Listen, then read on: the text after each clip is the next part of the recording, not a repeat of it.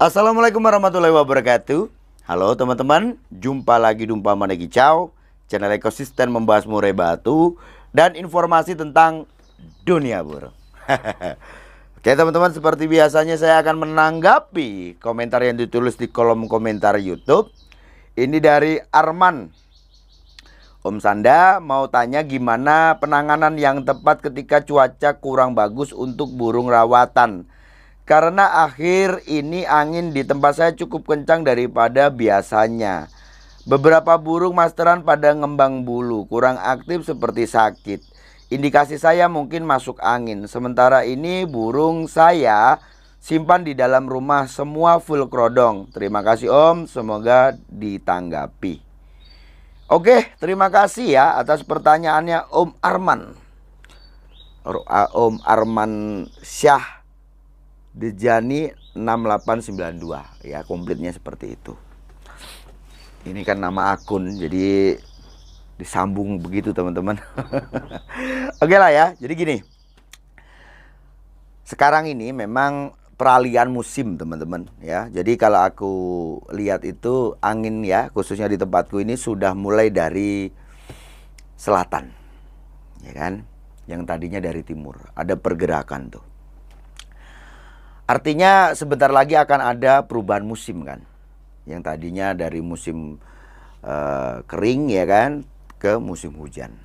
Nah, ini pengalamanku aja.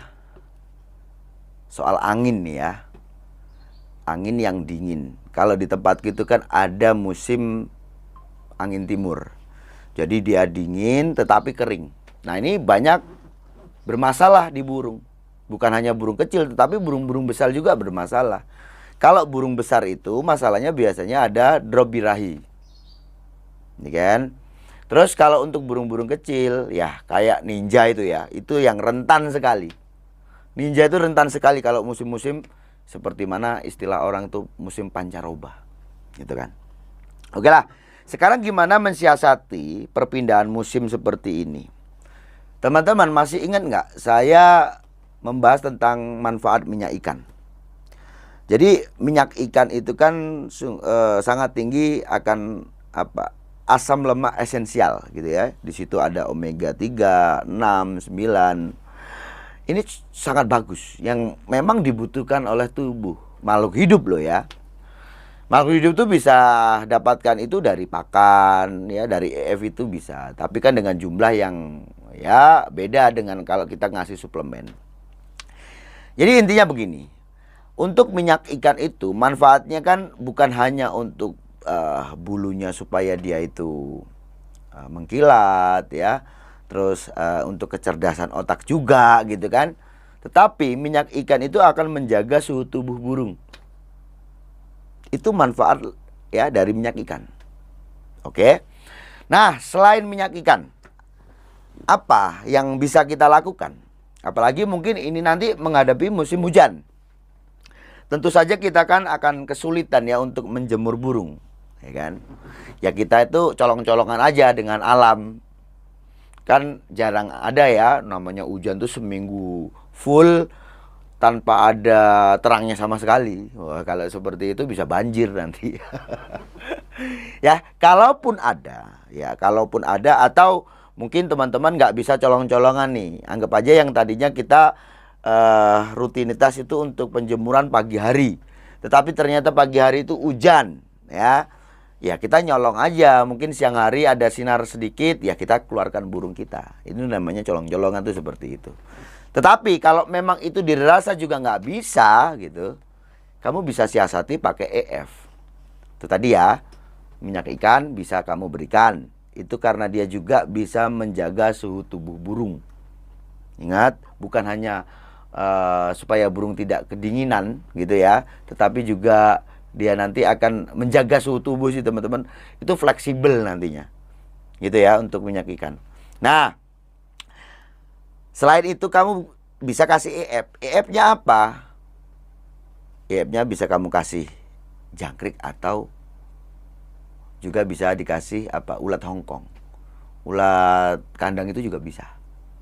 Kalau kroto jangan, ya kan? Kenapa? Karena sifat kroto kan berair, ya kan? nanti malah masalah serak dan sebagainya. Dan juga untuk musim penghujan itu biasanya kroto itu kualitasnya kurang bagus. Ya, yang paling umum saja.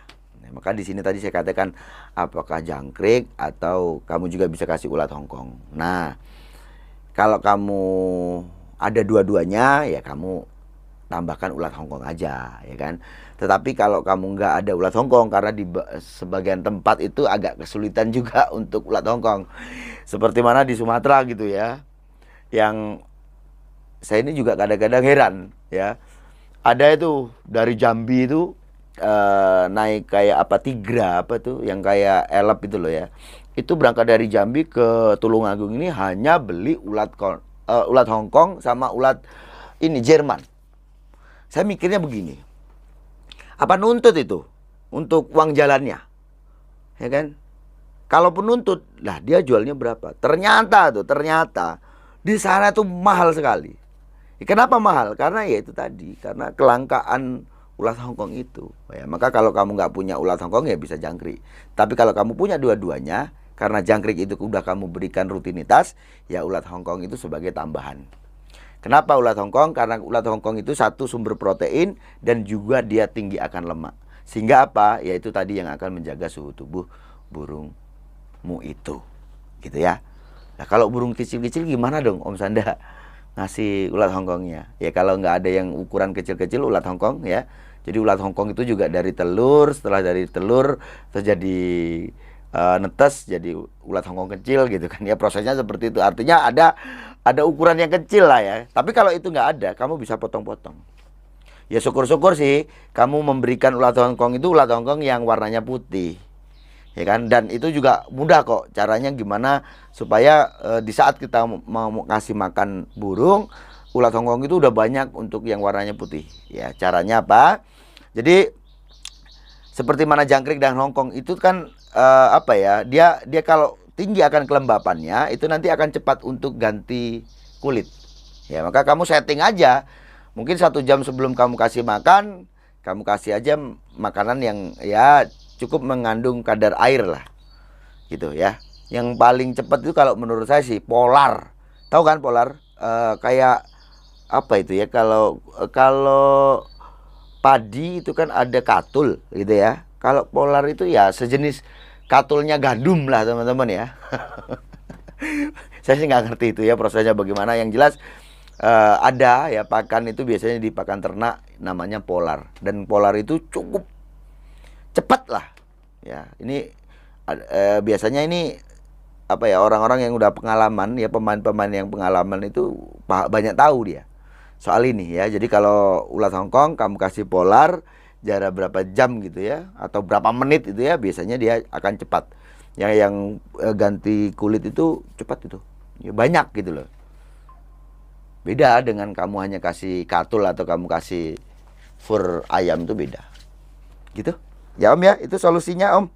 Kalau untuk burung yang dirasa memang iklim ya sedang tidak bersahabat, ya bisa kamu nyuri-nyuri waktu ya untuk menjemurnya. Bisa kamu tambahkan EF itu dengan minyak ikan, ya kan? Kalau buat murai batu kan minyak ikan bisa dihantarkan lewat jangkrik ya, disuntikan ke jangkrik. Nah kalau burung-burung kecil itu kayak sogon, ninja, dan burung-burung yang lain itu bagaimana? Kamu campurkan aja di nektarnya.